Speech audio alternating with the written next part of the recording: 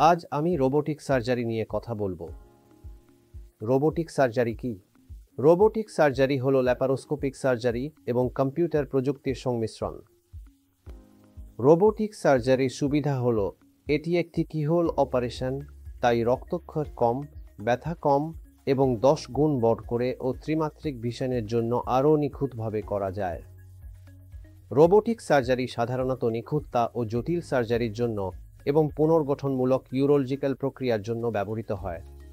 ডা Vinci robotic system prostatic কার্সিনোমার চিকিৎসায় এক বিপ্লবী পরিবর্তন এনেছে। আজকের দিনে প্রোস্টেট ক্যান্সারের চিকিৎসায় স্বর্ণ মানদণ্ড হল রোবোটিক প্রোস্টেটেক্টমি। রোবোটিক সার্জারি ব্যাপকভাবে প্রোস্টেট ক্যান্সারের চিকিৎসায় ব্যবহৃত হয় এবং কিডনি ক্যান্সারের চিকিৎসাতেও ব্যবহৃত হয়, যেখানে রোবোটিক প্রযুক্তির মাধ্যমে পুরো কিডনি না কেটে শুধু কিডনির টিউমারগুলোই অপসারণ করা যায়, ফলে কিডনির কার্যকারিতা ও টিস্যু অনেকটাই সংরক্ষিত থাকে। রোবোটিক সার্জারির আরেকটি বড় সুবিধা হল পুনর্গঠনমূলক প্রক্রিয়াগুলিতে, যেমন ভেসিকোভ্যাজাইনাল ফিস্টুলা এবং অন্যান্য জটিল ইউরোলজিক্যাল প্রক্রিয়ার চিকিৎসায়।